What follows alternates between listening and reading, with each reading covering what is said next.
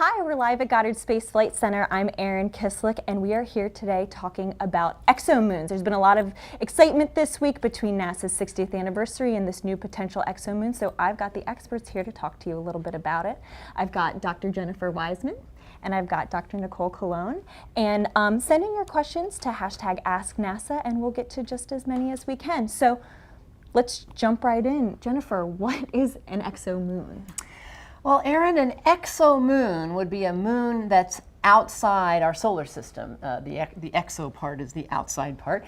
And as you know, we've been detecting thousands of planets outside our solar system over the last couple of decades or so. It's very exciting. But we've always wondered if any of those planets that are orbiting stars other than our sun could also have moons like many of the planets in our own solar system have. And now we have some intriguing evidence that we may have found one such system. That's really exciting. So a new moon in a new place. Nicole, how do we go about finding something that we've never found before? How do you find an exomoon? That's a really great question. There are several ways to find exoplanets, and one of the ways that we would prefer to find them is to take a direct picture of it so we can see it, it's in all its glory. But that's really difficult to do because the stars are so bright, and direct imaging, often you need to block the light from the star, and the planet itself is so faint and so small in comparison that we have to use what we call indirect methods to instead detect these exoplanets. So in this case of this exoplanet and exomoon system, we use something called the transit method. And so what this is we look at a star and we measure its brightness over time. And essentially, we're looking to see regular dips of brightness in the star's light. So as illustrated here, when you have some type of size planet, like a Jupiter-sized planet, which is the case here, the Jupiter comes in and it blocks some fraction of light from the star, causing a big dip in the light.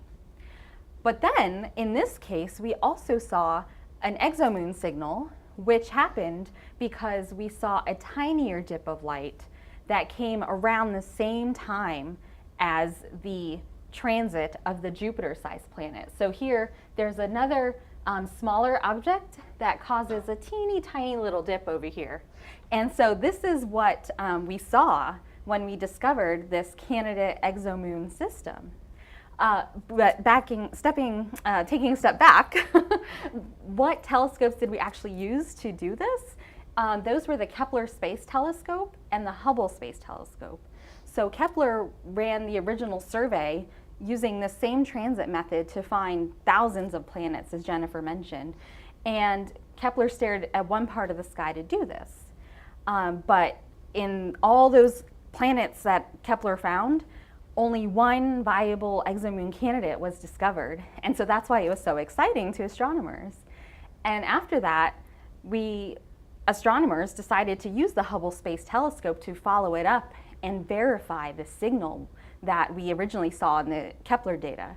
So Hubble was able to provide a more precise measurement. It has more sensitive instruments, basically. And so we were able to recover this signal and verify that we do indeed have a viable planet and exomoon candidate system now. That's so exciting. Mm-hmm. So many different telescopes working together. I just want to remind everybody just joining us now that we're at NASA's Goddard Space Flight Center and we are talking about exomoons. And if you have questions, send them into #AskNASA, and we're getting to just as many as we can today during the show. So Jennifer, we have our own moon and we know about other moons in our solar system. Is this moon like the moons we already know? Well, Erin, we don't know too much about this system yet, but we know a little bit. We know that the size of the moon is much bigger than the moons that we are accustomed to in our own solar system. I mean, we have a huge variety of moons in our solar system, over 170 moons. But they come in many different sizes and many different types of environments. Everything from the hot volcanic moon of Io to these ice-covered moons, and even moons that are, comparable to our moon or bigger. But we don't have the type of moon that we're seeing in this system. This system seems to have a moon that's really about the size of Neptune. It's huge. and it's orbiting a planet that would be like Jupiter basically in size. This moon would probably be more like a gaseous body, so we don't really have a gaseous type moon that we know of in our own solar system. So in that sense, it would be very different from the types of moons we're accustomed to studying in our own solar system. However, in one way, it's not all that different from what we're accustomed to, and that's in the sense that this planet and potential moon is orbiting a star that's not too different from our sun, and orbiting at about the same distance from that star that our Earth is orbiting from our sun. And so it has a similar length of year, the planet does, and probably a similar type of environment in the sense that it is in what we call the habitable zone around that star. That doesn't necessarily mean there's life there, but it means that the temperatures there would be moderate enough that you could potentially have liquid water in that region. However, given that it's probably a big gaseous thing, it's not going to be like oceans and lakes. So mostly it's different from what we're accustomed to here. Thank you. So we got a new moon in a new place. We're learning all kinds of new things. And like you said, Knicole, it took 2 telescopes to figure this out. So what's the plan going forward? Do we have any more ways to gather even more evidence from maybe other telescopes? Well, first we hope that Hubble itself will be able to look at this planet again. The issue with this is that because Jennifer just mentioned it has such a large orbit, almost as long as our own year, it takes a long time before it transits again. So it only transits every so often, so we can only look at the signal every so often. And so Hubble might have a chance to look at this again next May, actually. And beyond that, the James Webb Space Telescope is expected to launch in a few years. And that has also very sensitive instruments and a large mirror that can collect a lot of light to get very precise data. So we can, again, look to recover this same signal and help verify this exomoon candidate that has been identified. And in addition, beyond just looking at the same system, the TESS mission just started collecting data recently, and it launched in April of this year, and TESS is the Transiting Exoplanet Survey Satellite. And since July, actually, it started science. It is basically doing a nearly all-sky survey compared to the Kepler mission, which observed just one part of the sky. TESS is looking at almost the entire sky for exoplanets, doing the same exact thing, looking for dips in the light. And in this case, TESS is looking at a lot of bright stars, a lot of nearby stars, so it's looking at a very different sample of stars than Kepler looked at, but there's still the possibility that we will find lots of planets, and maybe some of those will have exomoons around them. So I guess we'll all have to stay tuned. And speaking of stay tuned, maybe you're just tuning in. We're live at NASA's Goddard Space Flight Center. We're talking about exomoons. Crazy. Send your questions into #AskNASA, and we'll get to just as many as we can throughout the show. One of the questions that I had seen from the press release when it came out on Wednesday, people were asking about how far is this away from us? Oh, good question. So we think this system is about 8,000 light years away. Of course, a light year is the distance that it takes for light to travel in a year. And so it's not right around the corner from our solar system, but it is in our galaxy and not too far away cosmically speaking. So it's in the constellation Sagittarius, or no, what's the constellation? Oh, it's in Cygnus. Cygnus, sorry, it's in Cygnus. This is the region of the sky that Kepler was observing, and so that's why the system was found in the first place by Kepler. And so it's not easy for us to see, especially this candidate of an exomoon. We have to have powerful telescopes, but it's in our own galaxy. So it's not terribly far away. No. Astronomically. So it's not so far away. Another question we were getting, of course, is could there be life? Could there be? Yeah, that's a question everybody always wants to know.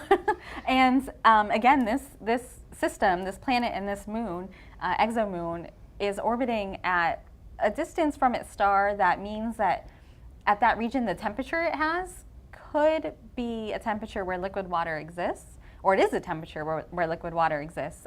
But these two particular objects are so large and massive that they're basically like balls of gas. You know, they're gas giants essentially, and they're nothing like our own Earth. You know, they don't have this rocky surface that you can really walk around on.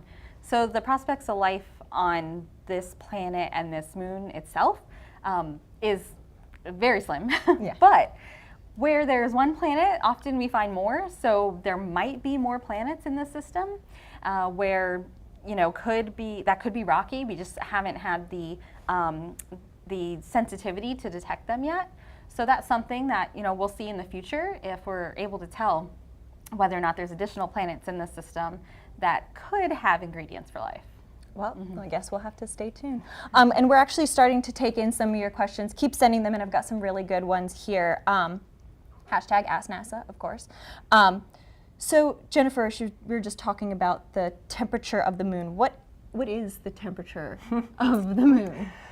Well, again, we don't know too much about this moon yet. We know roughly its size, its mass, it's huge. But we don't really know all these details, but we can kind of estimate. The researchers who were detecting this object estimated its temperature based on its distance and likely composition.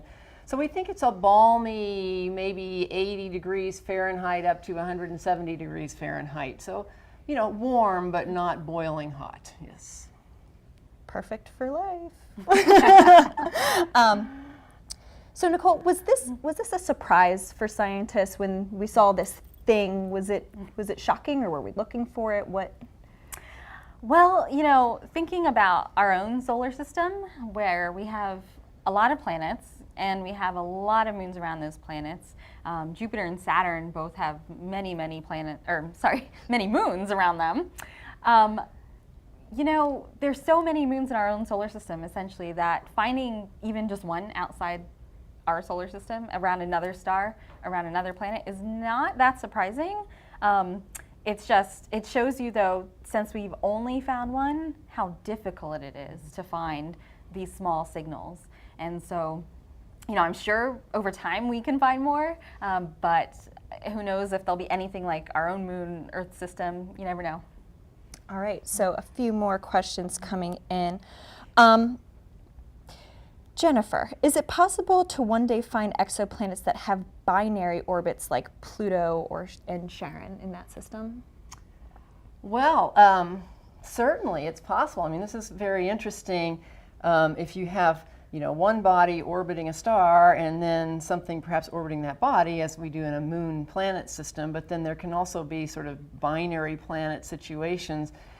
The definition of that is not always completely clear. So it's certainly possible in this system that we might have a binary planetary system. In this case, though, the candidate moon that we have is something like, you know, 1.5% the mass of its planet. It's similar to the Earth and our moon ratio of mass. The size difference is pronounced between this moon and its planet. And so it's more, I think it would be more accurately described, if this is confirmed, as a moon planet system as opposed to a binary planet system, simply because of that difference in size and mass ratio. But we need a few more observations to learn more details. And it's interesting you should say that, because the very next question that I got in was, how big is the moon? Well, it's large. I mean, we think, again, we can compare it to something like Neptune in our own solar system. So, you know, we're not used to having moons that are bigger than that much bigger than planet Earth in our own solar system. So it's really hard to compare. This is, you know, think about the Earth-Moon system that we're accustomed to, and then expand it. And then you've got this a huge system, a very large Jupiter-like planet with a Neptune-sized moon, both gaseous type bodies as this system. So it's much larger than what we're accustomed to any type of system in our own solar system. It's exciting. Yeah. You know, it's nice to find new things. Speaking of which, we had a Facebook follower asking if we plan to send a probe to this exomoon. Nicole, what do you think about that? Oh gosh, I mean, that would be amazing if we could do that. But Jennifer mentioned before how far away it is.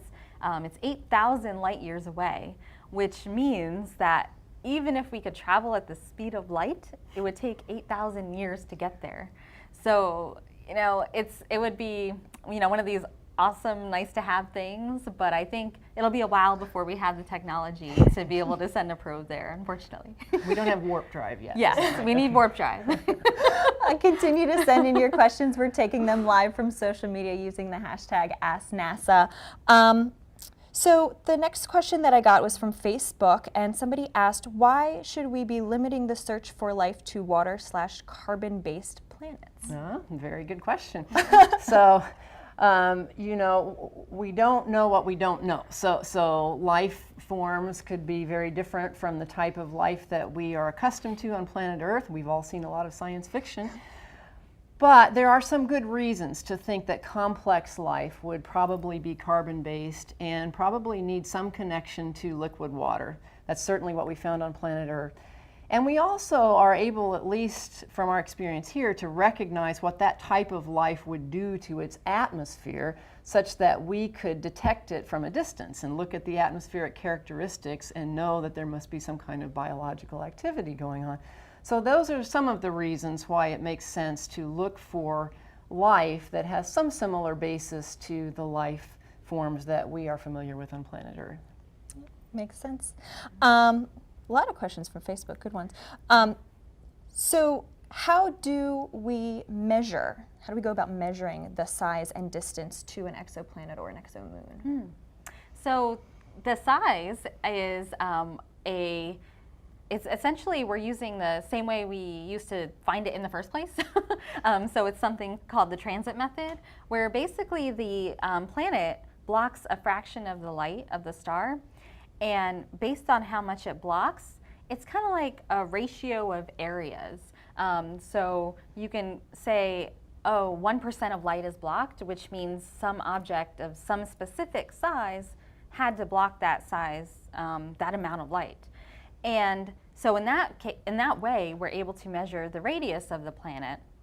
That means we also need to know the size of the star in order to compare the two. But we can know that from using observations from even other telescopes as well. So there's like this whole army of telescopes you need to be able to really find the planets and measure their properties and learn more about them. And in terms of the distance, right, that was the other part of the question.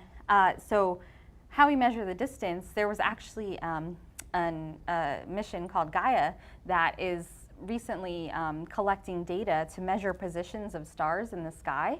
And based on measuring the positions of the stars, we actually can measure kind of like this angle of how much they move. And that actually tells us the distance away from Earth. So it's really, again, an army of telescopes that operates, in concert to provide all this information to get us the size, even mass, distance, everything. So it's a lot of work, but it's definitely worth it. Oh, we're lucky we have a great team. That's right. So we've got another question from hashtag AskNASA.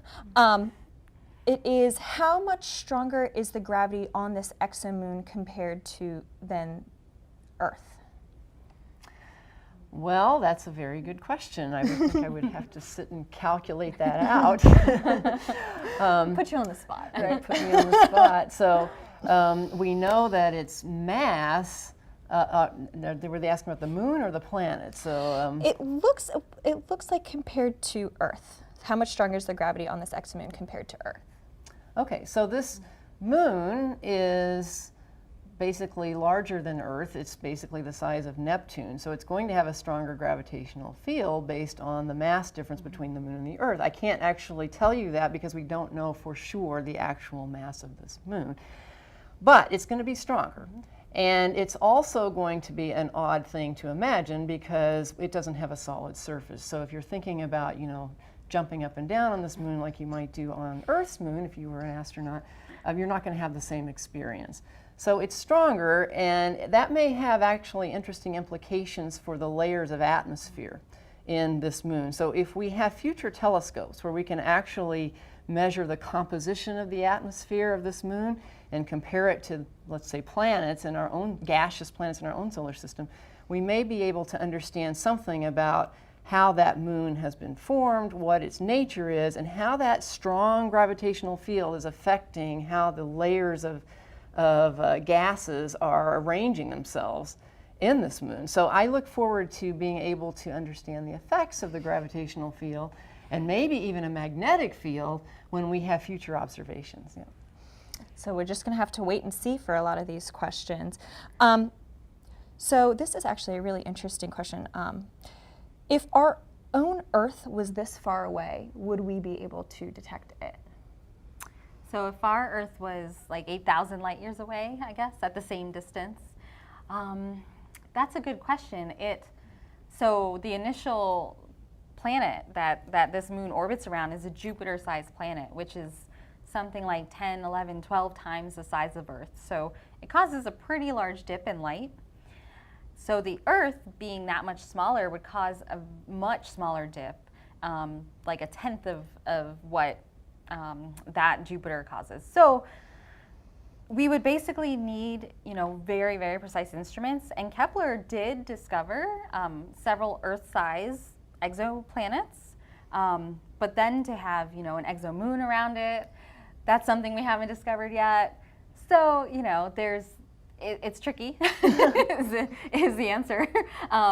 It depends on a lot of things, but it's not impossible. You just need to make sure you have the right, telescope, basically. Okay, let's see. Continue sending your questions into #AskNASA, by the way. We will get to as many as we can, and we'll get to some after the show too, I'm sure. So how does the gravity, well, we already discussed gravity, how's the electromagnetic field of that exomoon compared to Earth? Do we even have any information on that yet? Well, that's a great question, because that would impact all kinds of things about the environment, about that exomoon. So we don't have a lot of information about this whole system, but as I mentioned earlier, we think that the star that this planet and potential moon are orbiting is not too different from our sun. So it's going to have some of those same characteristics of the sun, which would include magnetic field activity that might in fact interact occasionally. The stellar activity may interact with this planet and its moon, its system, just the same way as our sun has certain activity, flares and so forth, that interact with our Earth-Moon system. And then it's quite possible that this planet that this moon is associated with would have a magnetic field. That magnetic field would impact its moon, and it would affect the environment there. And that would affect how that system is interacting with flares and particles, cosmic rays coming from its parent star. So we don't know yet what the magnetic field might be around that system. We know it's going to get the same, ballpark radiation from its parent star as we get from the sun in our Earth-Moon system. And this will impact whether there is any sort of habitability in this region. At the very least, it'll be very interesting to study. So we keep talking about future telescopes, but I'm very keen about this direction of astronomy, because we are using the telescopes we have, like Hubble and soon TESS, to learn what we can. But future telescopes like the James Webb Space Telescope are going to be able to give us more details about the nature of this exoplanet system and others, and the environments around them, and what their moons might be like in terms of their interactions with magnetic fields, with radiation, temperatures, all kinds of things. So this is just the beginning of our investigation into this whole type of object. It's a new science. So this is an interesting question, and it may be a little bit difficult. Is it possible that this moon could have its own moons? Oh, that is a great question and a difficult one. Well, first, I'll say anything's possible, as we've been discovering all kinds of exoplanets, first of all, things that we didn't know could exist, that orbit so close to their star that, they orbit within 1 day compared to our 1-year orbit. So things like this that we'd never even dreamed of.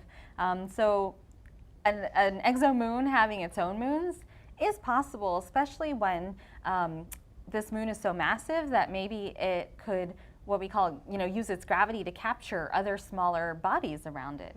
Like Mars has 2 very tiny moons, relatively speaking, compared to our moon. So maybe there's some very tiny moons that have been captured by this moon and are orbiting, but we just don't have the right instruments to be able to detect them right now. But it's definitely possible. That could be cool. So we've been talking about Hubble, and we've been talking about NASA's anniversary, and so NASA's been around for 60 years, and Hubble's been around for almost half that time. How's our telescope doing? Well, we're excited about Hubble. So as you say, Hubble's been around almost half the time that NASA's been around, and we just celebrated Hubble's 28th birthday earlier this year.